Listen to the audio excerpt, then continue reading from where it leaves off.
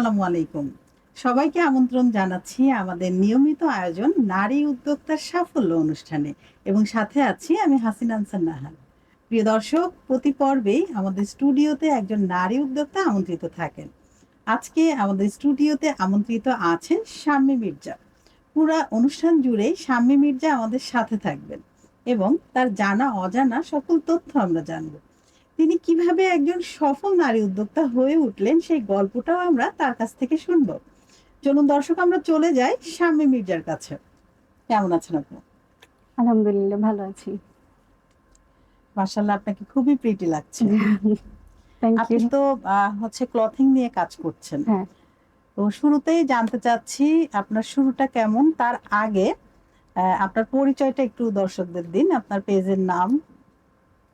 আসসালামু আলাইকুম। আমি শাম্মী মির্জা। আমি সম্পূর্ণ পেজের ওনার। আচ্ছা, আপনার শুরুটা কিভাবে ছিল? শুরুটা আমার 2020-এ করোনার মধ্যে। তো করোনার মধ্যে এমনিতেই তখন আমি তেমন কিছু করতাম না, বাসাতেই থাকতাম। তো তখন করতে মানে মোবাইল দেখতেছি, মোবাইল দেখতে দেখতে মানে কিছু শাড়ি পছন্দ মানে হয়। পুরোটাই হাউস ওয়াইফ? না, আমি হাউস ওয়াইফ না। আচ্ছা আচ্ছা। তো আহ, দেখতে দেখতে দেখলাম যে এটা নিয়ে তো একটু কাজ করা যায়, অনেকক্ষণ ঘাটলাম, ঘেটে ঘেটে কাজ করা যায় এরকম দেখলাম। দেখার পর অনেক আর দেখতাম, অনেক সার্চ করতাম অনেক, মানে কোন কাপড়টা কিরকম, এটা আগে থেকেই বহুকাল আগে থেকেই। মানে তো জানার ইচ্ছাটা বেশি হ্যাঁ, ছিল, অনেক কোন আগ্রহ একটা ছিল। বিষয় নিয়ে খুব বেশি মানে একটা ডিপে শাড়ি চলে পছন্দ যেতেন। হয়েছে আমার, সে পছন্দ হুম, হওয়ার পর আচ্ছা এটা এরকম হইলে এই জরি সুতাটা কিরকম, এটার মধ্যে যদি আমি ব্লু দেই তাহলে কেমন হবে, বা এর মধ্যে লালের বদলে আমি কালো দেই, কালোর বদলে সাদা দেই, বা একটু গোল্ডেন ভাইবস যদি আনতে পারি, মানে এইরকম কিছু কাজ করতো। হুম, তো কাজ করার পরে দেখলাম যে তাতে অনেক ঘাটলে কিন্তু অনেক সময় অনেক কিছু পাওয়া যায়। হুম, হুম, তো তাঁতিদের সাথে একটু একটু কথা বলি, তখন কি আমি কিছুই করি না, হুম, কি ব্যবসা বলতে বা পেজ যে কিভাবে ক্রিয়েট করে এগুলো হুম, কিছুই জানি না। হুম, একদম নতুন অবস্থা, তখন হুম, তো করোনা চলতেছিল। তো এইভাবে কথা বলতে বলতে তারপরে আর কি ওই থেকেই আর কি শুরু, যে যদি কাজ করতে হয় ঘরে বসে না থেকে তাহলে হুম, কিছু একটা করি, হুম, কিছু একটা করি। এর মধ্যে যে হুম, হুম, এই বিজনেসে ঢুকে গেলাম, মানে শখ, হুম। শখ যে শুরু থেকেই শখ, শখ, এখন পেশা। শখ থেকে নেশা, নেশা নেশা থেকে থেকে পেশা, পেশা। হ্যাঁ। দর্শক, শুরুতে এমনই হয়, মানে জানার খুব ইচ্ছা থাকে, জানার আগ্রহ থাকে, ওই মানে জানতে গিয়ে সেই জিনিসের আসলে প্রেমে পড়ে যাওয়া। আপু ঠিক এই সেক্টরে এসে উদ্যোক্তা লাইফের পুরা প্রেমে পড়ে গিয়েছেন এবং উনার এটা নেশা হলো যে না, আমি আরো করব আরো করব, এবং হুম। নেশা থেকে পেশা। এবং আপনি কেমন রেসপন্স পাচ্ছেন? এখন আলহামদুলিল্লাহ অনেক ভালো রেসপন্স পাচ্ছি। আচ্ছা। কারণ বিজনেস শুরু করলেই তো আপনি রেসপন্স পাবেন না, না না না, কারণ আপনাকে একটু এটা সময় সময় দিতে দিতে হবে। হবে। হ্যাঁ, আমি আজকে একটা পেজ ক্রিয়েট করলাম, কিছু শাড়ি আনলাম যে কোনো জায়গা থেকে, হুম, আনলাম, এনে আমি মানে এটা নিয়ে ব্যবসা শুরু করে দিলাম আর হুম। হয়ে গেল তা না, আর ধৈর্য এত ধরতে হবে। ইজি না, সময় মানে দিতে ব্যবসা হবে। না, যেই কোনো জিনিস, শুধু হুম, শাড়ি না, আপনি যেই কোনো জিনিস হাত দেবেন, এত সোজা না। হুম, হুম, মানে এত সোজা করে যে আমি টাকা আর্ন করব, হুম, হুম, এত সোজা না। এটা হুম। অনেক রিসার্চ করা লাগে, অনেক মাঝে মানে অনেক মেধা স্ট্রাগল খাটাতে হয়। করা লাগে। আর আপনি যদি আগে থেকে না জেনে যদি 10টা শাড়ি নিয়ে বসে যান, হুম, হুম, হুম। তাহলে এটা বোকামি ছাড়া কিছু না। অবশ্যই এটা আগে বোকামি, থেকে মানে একটু নলেজ নিয়ে আসতে জানতে হবে, হবে। একটু পড়ালেখা করে আসতে হবে। অবশ্যই পড়াশোনা করতে হবে, যারা বিজনেস করতে চায় তারা অবশ্যই একটু নলেজ গেইন করাই লাগবে, হুম, হুম। না হলে হবে না। দর্শক, আপা যেটা বলছিলেন যে কোনো কিছু হুট করেই কিন্তু আসলে শুরু করা যায় না, আর এটা করাটাও উচিত না।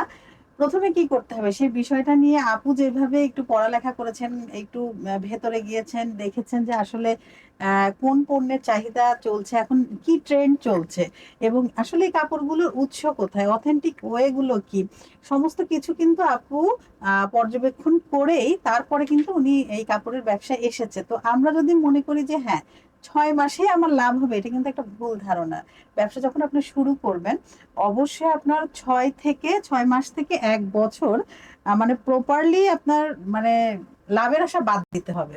জাস্ট নিজের পরিচিতি, নিজের নামটা সবার কাছে একটু শোনানো, জানানো যে হ্যাঁ, আমি এই জিনিসগুলো নিয়ে কাজ করছি, এবং কেন করছি, কেন আমার পণ্যটাই সেরা, এই বিষয়গুলো কিন্তু প্রথমে 6 থেকে 1 বছর এভাবেই, 6 মাস থেকে 1 বছর এভাবেই যাবে। কিন্তু তারপরে আসলে আমাদের লাভের আশাটা করতে হবে, এবং আপা যেটা নলেজ নিয়ে আসতে হবে, স্কিলড হতে হবে, এবং অ্যাটিটিউড, অবশ্যই তার ব্যবহারটা তেমন ভালো থাকতে হবে। তো আপা, এটা যে শুরু করলেন, আপনার পুঁজি কতটুকু ছিল? পুঁজি ছিল 5,000 টাকা। মাত্র 5,000 টাকা পুঁজি নিয়ে আপা কিন্তু এই ব্যবসাটা শুরু করেন, এবং তারপরে কি হয়? 5,000 থেকে শুরু। আর আমার তো আগে থেকেই তো কাপড়ের প্রতি একটা উইকনেস কাজ করতো, হুম যে আমি আগে যে কাপড়গুলো থাকতো সেই কাপড়গুলো কিন্তু অন্য একটা কিছু দিয়ে না, যেমন লালের সাথে আমি অন্য যে কোনো একটা কাপড় হুম হুম হুম ওই শাড়ির ওপরে বিছিয়ে রাখতাম, দেখতাম যে এটার সাথে এটা যায় কিনা, বা গোল্ডেনের কিছু হুম বা আমাদের সিলভার জাতীয় যে কাপড়গুলো আছে জরি টাইপ, ওগুলা দেখতাম যে এরকম হয় কিনা। পরে ওরকম থেকেই না মানে নলেজ গেইন করলাম। তারপরে 5,000 টাকা নিলাম, বলছি যদি হয় হবে, না হলে এগুলো 2-3টা শাড়ি ওটা তো নিজেই পরে ফেলবো, এইরকম ছিল। তো 5,000 টাকা থেকে যখন আমি আহ, শুরু করলাম, শুরু করার পরে একটা সেল হলো। আচ্ছা, ওইখান থেকে আমার আবার যে তখন আমি লাভ অংশ কতটুকু ধরতে হবে বা আমার কস্টিং কতটুকু পড়ে ওই হিসাবটা আমি বুঝতাম না। ওই হিসাব আপনি ইজিলি ভাবে বোঝা সম্ভব না। পরে আমি ওইখান থেকে প্রথম ধাক্কায় লস, প্রথম ধাক্কাতেই আমার 3টা শাড়িতে প্রথম ধাক্কায় লস লস হয়ে গেল। তারপর চিন্তা করলাম যে লস হলো কেন, কোথায় আমার প্রবলেম, ওটা আমি আবার একটু দেখি। তো এটা দেখতে গিয়ে দেখলাম যে মার্কেট রেঞ্জ কিরকম বা আমাদের অনলাইন রেঞ্জ কিরকম, ওইটা মিলালাম। মিলিয়ে দেখলাম মার্কেটের রেঞ্জ একরকম, অনলাইন বেস একরকম, যেটা অনলাইন অফলাইন বলে। তো দুইটাই মিলালাম, মিলিয়ে এখন আমি চিন্তা করলাম যে আমি কোনটা করব, আমি কি অনলাইনেই করব না আমি অফলাইনে করব। যদি আমি অনলাইনে করি তাহলে আমার প্রিপারেশন অন্যরকম, আর যদি আমি অফলাইনে করি তাহলে সেটা প্রিপারেশন আমার আরেক রকম, দুইটাকে তো আর মেলানো সম্ভব না। তো ওইভাবেই আবার সেখান থেকে 5,000 থেকে 7,000 মানে আবার নিলাম, নিজের জমানো থেকেই 7,000 নিলাম। 7,000 টাকা নিয়ে সেখান থেকে আমি 5টা শাড়ি নিলাম, 3টা থেকে 5টা। তো আল্লাহর রহমতে 5টা থেকেই আমার 3টে শাড়ির মধ্যে আমার লাভ অংশ চলে আসছে। কারণ ওই যে আমি আগে আমি ইয়া খাইছি, হোঁচট খেয়ে পড়ে গেছি। ওটা একটা শিক্ষাও, কিন্তু মানুষ হ্যাঁ। করতে করতে কিন্তু শেখে। আর ওই পর্যায়ে যদি আপনি ছেড়ে দেন তাহলে আপনি মানে হাল টিকতে ছাড়া পারবেন যাবে না। না। না, ওইখানে যদি লক্ষ্যটা আপনি স্থির রেখে হ্যাঁ লক্ষ্য পর্যন্ত আপনাকে যেতেই হবে। হ্যাঁ আপনি যদি ওইখানে যদি আপনি কিনা আচ্ছা 3টা শাড়িতে লস হয়েছে, 10 টাকা করে 5 টাকা করে লস হয়ে গেছে, আমি অনেক লস হয়ে গেছে বাকি, এরকম করে যদি আপনি ভয় পেয়ে যান তাহলে অনলাইন প্ল্যাটফর্ম বা অফলাইন প্ল্যাটফর্ম বা ব্যবসায়ী আপনার জন্য না। আপনি মার্কেট থেকে কিনে শখ পূরণ করেন সেটা ঠিক আছে, বাট বিজনেসে আসা পসিবল না। মানে প্রায়ই কিন্তু এই সমস্যা হয়, যে প্রথমে কিন্তু ওই যে লাভের আশায় আমরা ব্যবসাটা শুরু করি। আসলে প্রথম 6 থেকে 1 বছর যেটা বললাম লাভের আশা বাদ দিতে হবে, আমরা উদ্যোক্তারা কি করি, 3 পা এগিয়ে 5 পা পিছিয়ে যায় ভয়। ভয়, ওই যে একটু লস হলো বাস, কিন্তু না, আমাদের লক্ষ্যটা স্থির রাখতে হবে যে আসলে আমি আস্তে আস্তে করবোটা আগাইতে কি। হবে। সবচেয়ে ভালো হয় যদি নিজের ব্যবসা শুরু করার আগে আমি নিজে যদি অন্য কোথাও কাজ করে আসি, তাহলে অভিজ্ঞতাটা কিন্তু আমার থাকলো। হুম। আসলে এখন যেটা দেখছি আপা, যারা উদ্যোক্তা আছে তারা আসলে ওইভাবে ঝুঁকি নিতে চায় না। সবাই ঝুঁকি একটু নিতে চায় না। সুবিধাজনক অবস্থানে থাকতে চায়, এবং প্রস্তুতি না নিয়ে কিন্তু হ্যাঁ, ব্যবসাটা শুরু করে। আর তখন কি হয়, ওই যে ওরা ব্যর্থ হয় হোঁচট না, খেয়ে ওই যে পড়ে যায়, হোঁচট খেয়ে পড়ে যায়, একদম ব্যর্থ শেষ, হয়। তখন হয় কি, তাদের ওই অদম্য ইচ্ছা শক্তিটা নষ্ট হয়ে যায়, যে একদম না শেষ হয়ে যায়। মানে আমি পারবো না, হাল ছেড়ে দিলাম। তো এজন্য আমি বলবো অবশ্যই উদ্যোক্তাদের সৃজনশীল এবং সৃষ্টিশীল হতে হবে। আপু, আপনি তো শুরু করেছেন করোনার সময়, এবং প্রথমে তো লস হলো, কিন্তু আপনি থেমে থাকেননি। আপনি আপনার দৃঢ় মনোবল এবং ইচ্ছা শক্তি দিয়ে আবারও শুরু করেছেন। তো চ্যালেঞ্জ তো অনেক ছিল, তাই না? কি কি অনেক চ্যালেঞ্জ ছিল, ছিল এবং কিভাবে এগুলো আপনি মোকাবেলা করছেন, চ্যালেঞ্জ যেন ছিল। আমাদের যারা দর্শক, আমরা কিন্তু লাইভে আছি, তো দর্শক আপনাদের যদি কোনো প্রশ্ন থাকে আপনারা করতে পারেন, সেক্ষেত্রে আপা অ্যান্সার দিবে, এবং আমার কাছে যদি কোনো প্রশ্ন থাকে সেটাও করতে পারেন। হ্যাঁ, এবং আপা আপনি জানান আমাদের দর্শকদের যে কিভাবে তারা সেই চ্যালেঞ্জ গুলো মোকাবেলা করতে পারে, যেহেতু আপনার একটা অভিজ্ঞতা আছে। যদি আপনি আপনার হিসাবটা না বোঝেন, লাভ লসের হিসাবটা না বোঝেন, তখন স্টপ করে দিতে হবে বিজনেস। স্টপ করে দিয়ে আপনি আপনার আগে বাজার দেখতে হবে, বাজার হাঁটতে হবে, মার্কেট হাঁটতে হবে। বাজার বলতে হচ্ছে মার্কেট, মার্কেট করতে হবে। যেমন আমাদের নিউ মার্কেট যাইতে হবে, তারপর গুলিস্তানও যাইতে হবে। কারণ গুলিস্তানের মার্কেট আর নিউ মার্কেটের মধ্যে কাপড়ের পার্থক্য বিশাল। হকার্স মার্কেটের আর হচ্ছে আপনি যদি আর বড় বড় শপিং মলে যান, ওইটার পার্থক্য কিন্তু বিশাল। আপনার ওইখানে গিয়ে কাপড় ধরে চেনে বুঝে দেখতে হবে যে এই কাপড়ের যে সুতাটা, এই সুতাটা কিরকম আর গুলিস্তানের সুতাটা কিরকম, এটা আমাকে বুঝতে হবে। যে আমি এখন অভিজ্ঞতার উপর, হ্যাঁ, আমি এখন কাজ 500 টাকা করলে দিয়ে অভিজ্ঞতা বাড়বে। আমি এখন 500 টাকা দিয়ে একটা শাড়ি কিনলাম, সেটা যদি আমি 1000 টাকা লাভ করতে চাই তাহলে তো হবে না, তাহলে তো আমি দুরুম করে পড়বো। কারণ এখন আমার আপনার মতো সবাই শাড়ি পরে, তারা সবাই কিন্তু অনলাইন বিজনেস, তারা সবার হাতেই মোবাইল আছে, তারা সবাই কিন্তু জানে। আমারটা দেখলো ভাল লাগলো না, আরেকজনের কাছে গেল, আচ্ছা ওই পেজে তো এত হচ্ছে, আপনি এত কম নিচ্ছেন কেন, বা এত বেশি নিচ্ছেন কেন? এটা তো সুতার ব্যাপার, কাপড়ের ব্যাপার না, ওইখানে আছে আমার সুতা যে যেমন হবে। অনলাইনে বুঝবে কি করে যে আসলে এই কোয়ালিটিটা বেস্ট? সেক্ষেত্রে কি করবো আমরা, কিভাবে নিজেদেরকে শো করব? তাদের তাদের কথা, তাদের কথার স্টাইল। একজন অনলাইন বিজনেস যে করে, হ্যাঁ, সে কিন্তু যদি সে মানে আমাদের মতো করার মতো করে, তাহলে কিন্তু তার কথা আপনি নেন, কোনো সমস্যা নাই, এইটা অনেক ভালো, আপনি কবে পাঠাবো, কবে দিব, ইত্যাদি ইত্যাদি। যখন আপনাকে মশলা দেওয়া শুরু করবে, তখন মনে করবেন যে এখানে প্রবলেম আছে, এখানে সমস্যা আছে। আর আমাদের মতো যারা তোষামোদি করা, হ্যাঁ অতিরিক্ত বলা, কোনো কিছু তো অতিরিক্ত আসলে ভালো না, এটা চোখে পড়ে যায়। আপনি পছন্দ করছেন এখন একটা শাড়ি, আপনাকে বললো যে আচ্ছা আপু এটার বদলে এইটা নাই, আপনি ওইটা নেন, তার মানে হচ্ছে আপনার ওই শাড়িটা চলতেছে না, ওই শাড়ির মধ্যে কোনো ডিফেক্ট আছে, আচ্ছা আচ্ছা, বা ওই শাড়িতে তার কোনো প্রবলেম আছে। মানে বিষয়টা কি এরকম যে ওরা কখনো আমাদের বন্ধু না? হ্যাঁ, অবশ্যই বন্ধু, কিন্তু সব জায়গাতে না। আচ্ছা আচ্ছা, অবশ্যই বন্ধু। কারণ আমি যদি এই কথা বলতে, এখন অনেক অনলাইন বিজনেসের ওনার আছে, না আমার উপরে যেভাবে বলছেন, আমি যেভাবে বললাম, আমার উপরে হয়তো দর্শক এভাবে বললাম, মানে এই বিষয়টা যাতে আপনারা ক্লিয়ার হন, আসলে সবাই এমন না, সবাই এমন না।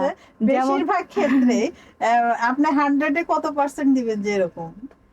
100-এ এখন আমি 90% দিব, যে কিছু অসাধু বিজনেস দিয়ে দিই, হ্যাঁ দিতে পারেন, আমি তো 85 দিতে পারেন, আপু অবশ্য 90 কিন্তু দিয়েছে।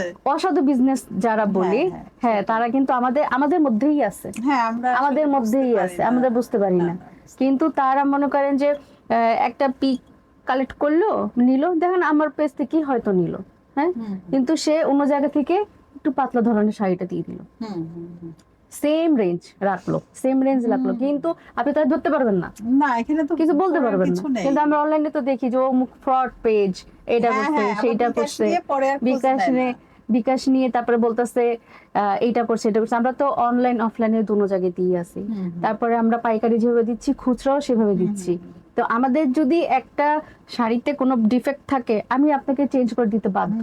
তবে একটা জিনিস, যে আপনি নিলেন, দেখলেন, আপনি নিজেই এটাকে ডিফেক্ট বানাইলেন, সেটা তো অন্য জিনিস, সেইটা অন্য কিছু। এবং আপনারা যখন কাপড়গুলো দেন অনলাইন বা অফলাইনে যেখানে সেল করেন, অবশ্যই দেখেই তো দেন।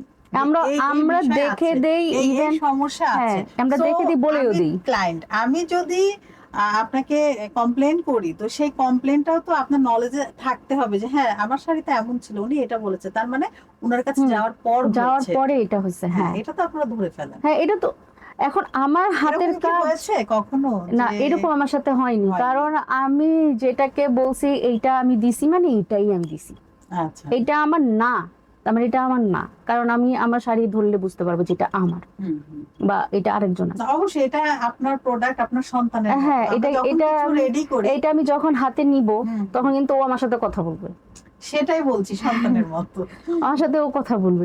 আর একটা বিষয় হচ্ছে যে অনেকে আছে হয় কাস্টমারদের, যেহেতু আমাদের সেলারের প্রবলেম, আমাদের সেলারের সম্পর্কে বললেন, কাস্টমারদের সম্পর্কে একটু বলতে হয়।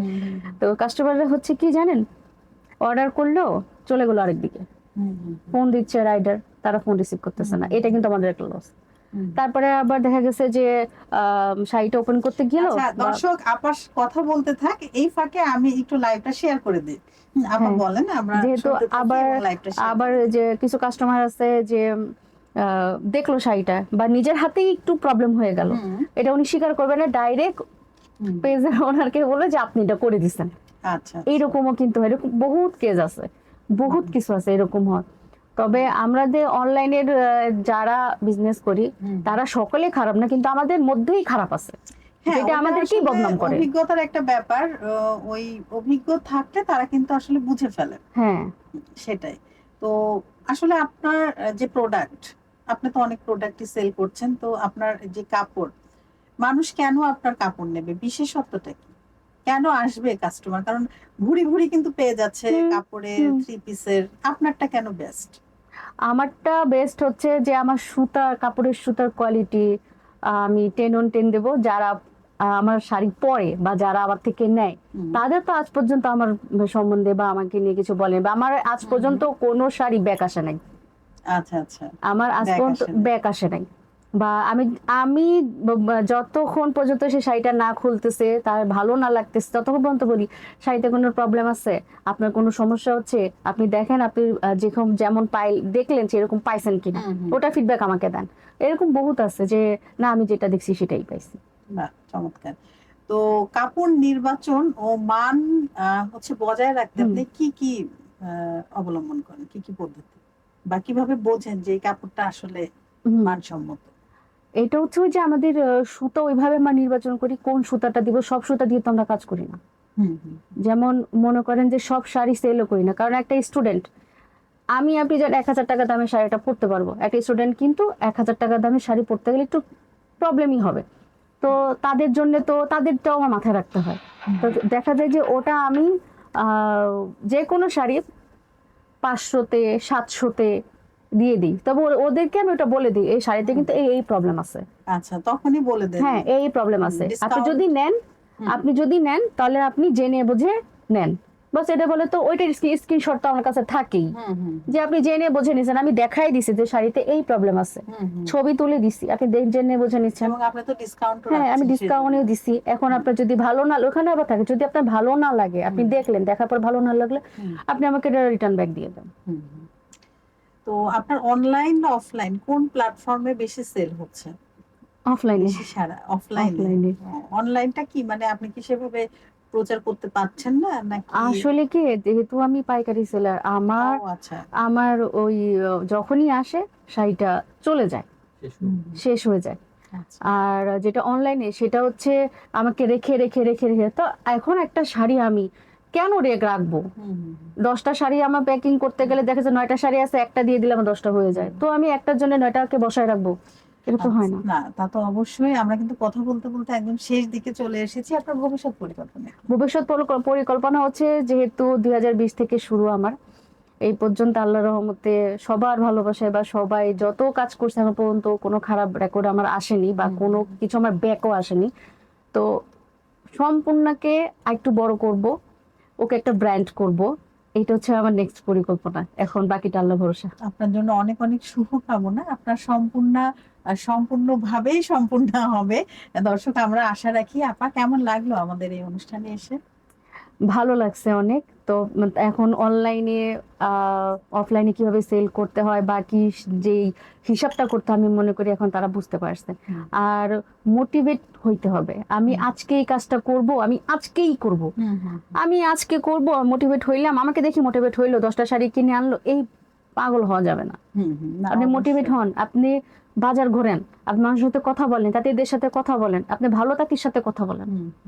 এইরকম মানুষ নির্বাচন করতে হবে। না, অবশ্যই। আপনাকে অনেক ধন্যবাদ। আবার নতুন কোনো আয়োজনে আপনার সাথে আমাদের দেখা হবে। দর্শক, আপনারা যারা এতক্ষণ আমাদের সাথে ছিলেন, আপনাদের অসংখ্য ধন্যবাদ। আপনারা চাইলেই কিন্তু আমাদের এই অনুষ্ঠানে আসতে পারেন। সেক্ষেত্রে আমাদেরকে ইনবক্স করতে পারেন, আমাদের ইমেল অ্যাড্রেস দেওয়া আছে, ইমেল করতে পারেন, অথবা আমাদের এই পোস্টের কমেন্ট বক্সে কিন্তু কমেন্ট করতে পারেন। প্রতিটি পর্বেই আমাদের প্রত্যাশা থাকে নারীর স্বাবলম্বিতা এবং নারীর সফলতা। নারীর জীবন ভরে উঠুক সফলতায়, এই কামনায় আজকের মতো আমি হাসিনা আনসার নাহার শেষ করছি। আবার নতুন কোনো আয়োজনে আপনাদের সাথে দেখা হবে। সে পর্যন্ত আপনারা সবাই ভালো থাকুন, সুস্থ থাকুন এবং আমাদের সাথে থাকুন। আল্লাহ হাফেজ।